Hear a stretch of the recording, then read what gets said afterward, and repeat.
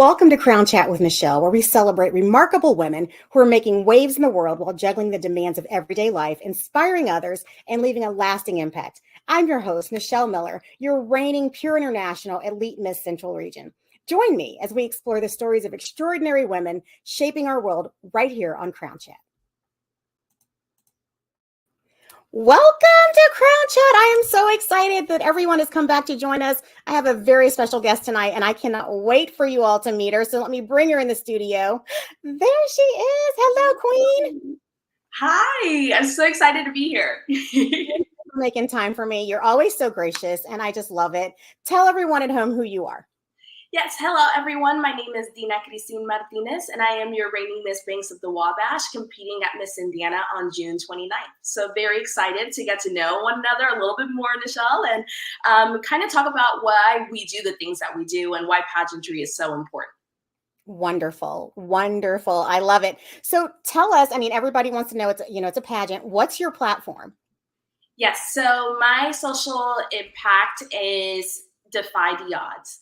I have a very, very interesting life story. I underwent hunger, I underwent emotional and physical abuse, and I could have been a very angry kid.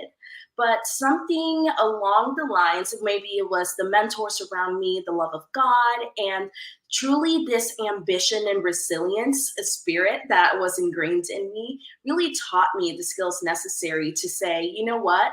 I am more than what has happened to me. And there are so many young people in this country that feel the exact same way.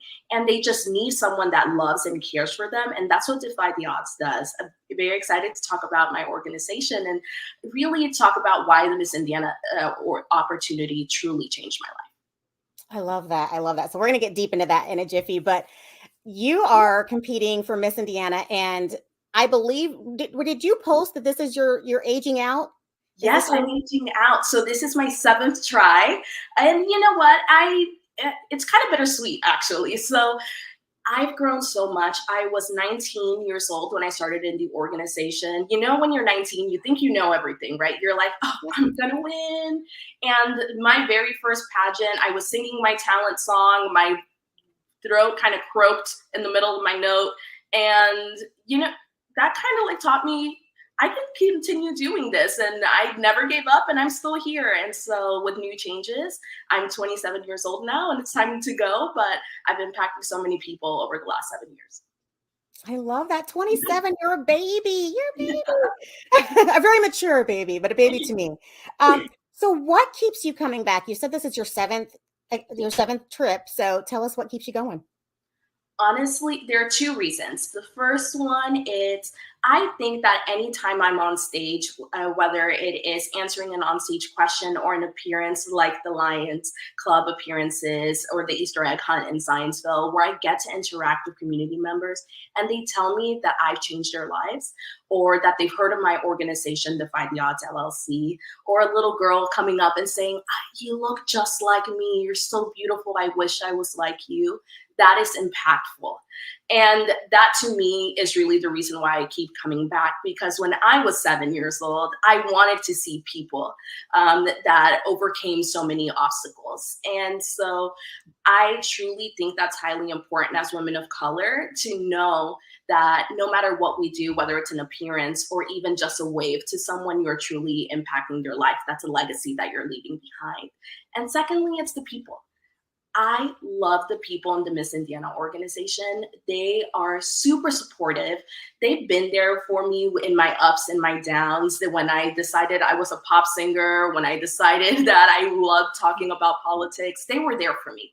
And that is a level of sisterhood that I didn't have. I wasn't in a sorority in college, but this was my sorority. So I absolutely love them. I love that. I love that. And it touches my heart because that's one of the things I love about pageantry, especially for brown girls, is for little girls to see themselves in us. So I love that that's part of your push to continue this journey. That's amazing. So you're very transparent with your social impact project and things that you've gone through. How have you expanded on it being more than just the social impact project? So I mentioned earlier Defy the Odds LLC. I started this organization around 2019, and I really focused on what is needed in the state of Indiana to make sure that other young girls and young boys do not go through some of the same experiences that I did. The state of Indiana has this law called the Family First Reunification Act. And that means that when you are in the child care system, or there is a there is a case that goes to the Department of Child Services on abuse, whether that is physical, mental, emotional, that means that that child needs to stay in the household and go through mediation with the family. That is a big problem because that isn't creating a safe space. And what I did was I created an organization in which children can be children. And I have been able to provide thousands of dollars in scholarships for them to go to summer camps and to go and do academic things and be able to kind of expand their mindset beyond what is happening in that household and think beyond that abuse. And so I've partnered with organizations like the Boys and Girls Club, dance studios across Indianapolis, and looking to expand that across the state. That's amazing. That's amazing. And I love that you're taking it beyond pageantry. I think so many people get caught in the bubble of, well, this is my platform or this is my project, but you've expanded it beyond that so that there's somewhere for it to go and keep going. Absolutely. You know, pageantry is a big stepping stone. I think as pageant women, we always say that we love using the crown and sash as a microphone. And I truly took that seriously. And so whether I'm the next Miss Indiana or not, my role is to impact as many young children and young adults as possible. And I will continue to do so through my organization. I love that. I love that. And I'm just going to do a shameless plug. You know, Pure is all about making an impact. So if Miss Indiana or after Miss Indiana, come on over, make more impacts with us. Just a shameless plug. Okay. So what are your goals? I mean, I know right now we're laser focused on Miss Indiana, but what are your goals beyond that competition week? Yes, the first one, I think, since it's my last one, is truly to enjoy every single moment. From the moment that I step out of the car at opening ceremony to the parade and to just standing on stage, whether I'm holding hands with someone or just there cheering on the next Miss Indiana. I'm truly there to take it all in. As for my next steps is really expanding Defy the Odds LLC. I'm looking forward to launching the Defy the Odds Summit. It will be our inaugural one here in the city of Indianapolis. So partnering with the mayor of Indianapolis, the Department of Education, local legislators to expand it beyond Marion County and go through all 92, finding mentors and resources in all 92 counties. I'm absolutely looking forward to that. And honestly, just being able to live and kind of embody all of the things that the Miss America opportunity stands for, right? Style, success, service. Those are the things, scholarship are the things that I'm looking forward to over the next couple of weeks and months. Wonderful. Wonderful. How has pageantry changed you? I mean, you were this young 19 and now you've evolved. When I tell you that when I first started pageantry, I think I was like 12 years old. I got a mailer from the National American Miss organization, and it just said, you know, great opportunity to make friends and to walk the runway. And I thought it was so cool. I'm Latina, and so pageantry is in our blood. And I remember watching Miss Universe and Miss America on stage and never thinking that it could be me.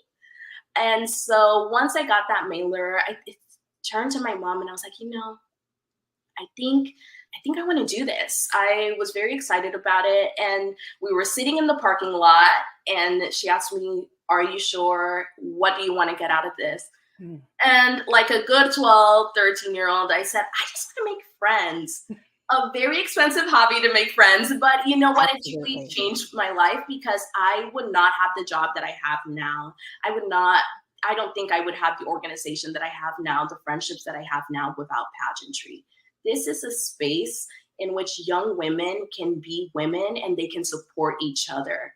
Now that I'm in corporate America, you find sometimes that it's other women that are barriers to success. And that is truly not the case in pageantry. Yeah, absolutely. That's wonderful. I love that. So you started when you were 12. I started much older than that. What has been your favorite appearance out of all the ones you've done? Ooh, that's a great question.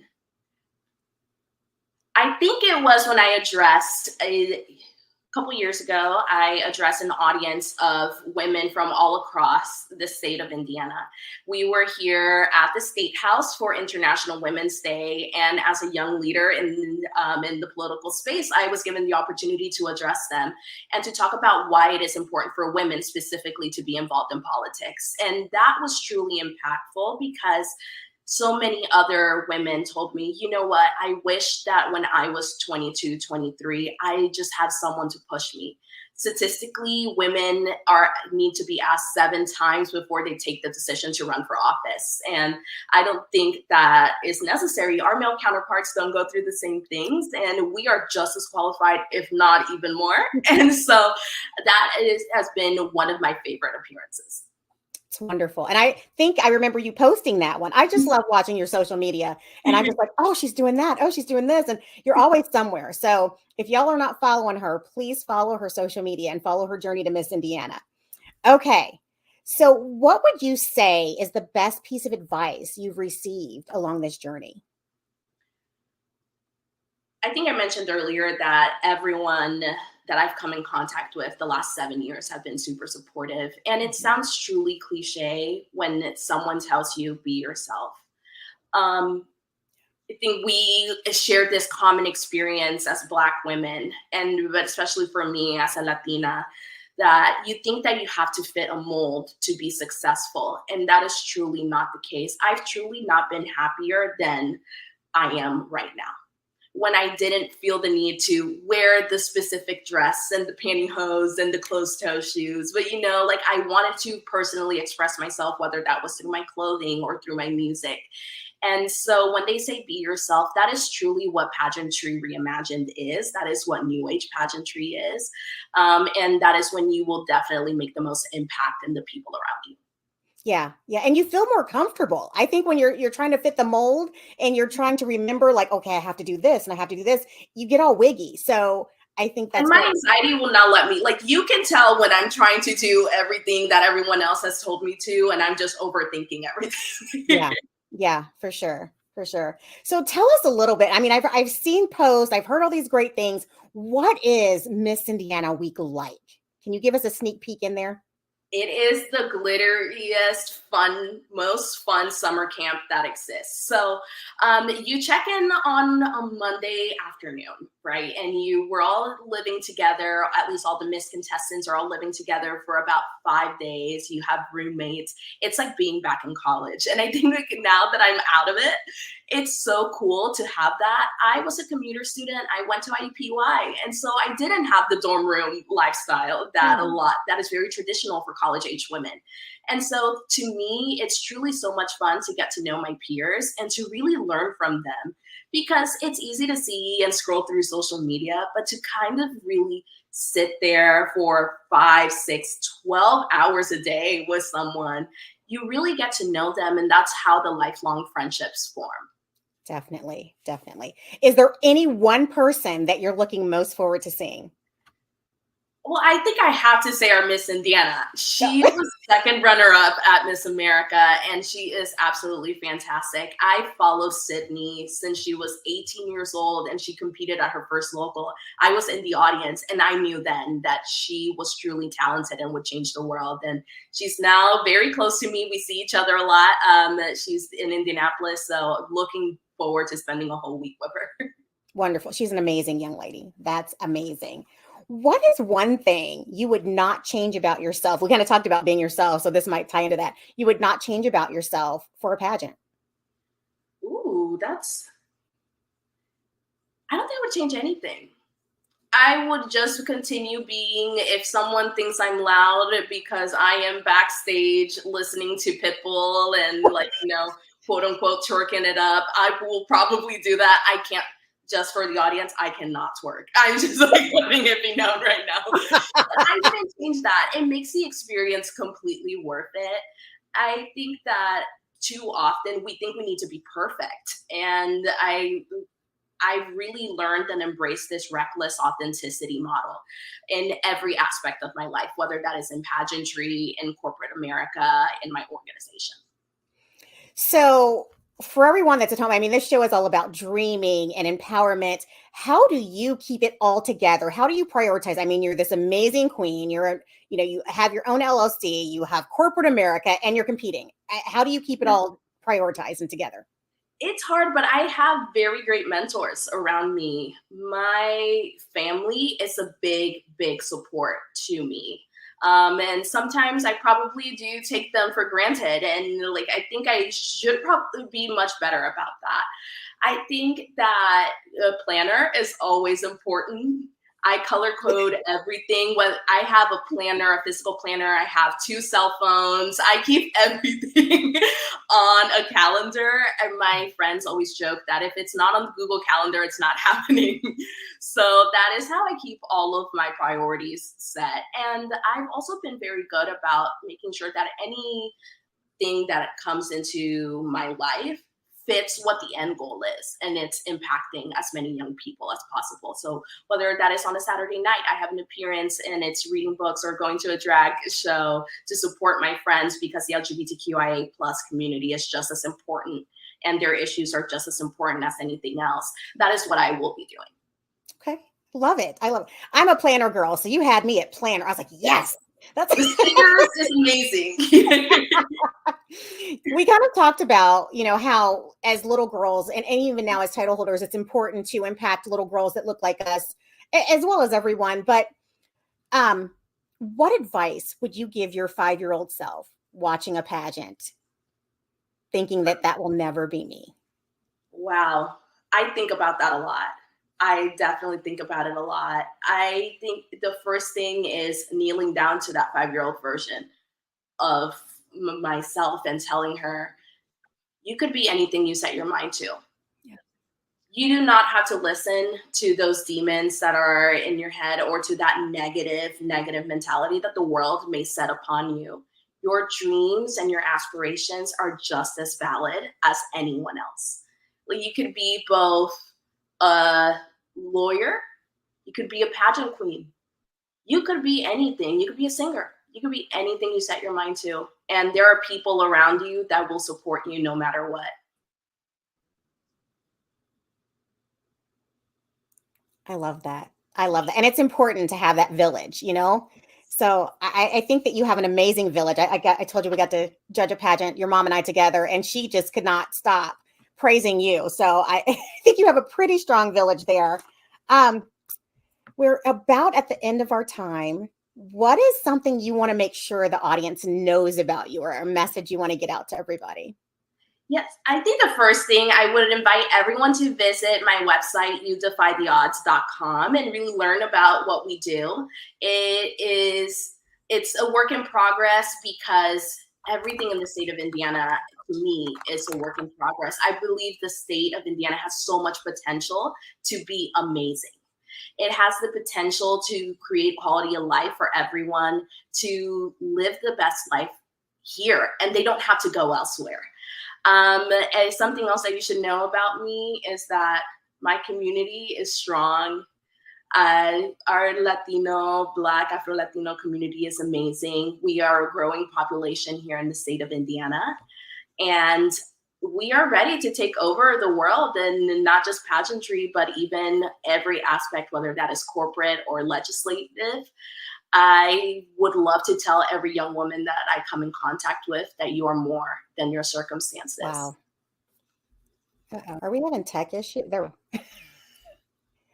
we go. We froze. I don't know how we froze, but I think we're good. All right. So I want to make sure we have that right. It's youdefytheodds.com. Is that correct? Yes. That is correct. Okay, perfect. Because I want to make sure we get that out to everybody. Dina, I cannot thank you enough just for making time for me. I mean, I reached out to you on a humble, and you're like, absolutely. So I'm so grateful to share you with the world. You're such a beautiful spirit, inside and out. And I will be following. June 29th is Miss Indiana Week. Everybody follow her journey. I think you can buy tickets to watch virtually. You can go in person. Just cheer her on. This is her final hurrah. And I know you're going to just knock it out of the park. So I am so excited to have you. I'm so excited to follow your journey, to have our viewers follow your journey, and to have you here. And to everyone watching at home, make sure to tune into the next Crown Chat follow Dina's journey, and remember, never let anybody dull your sparkle because they can't handle your shine.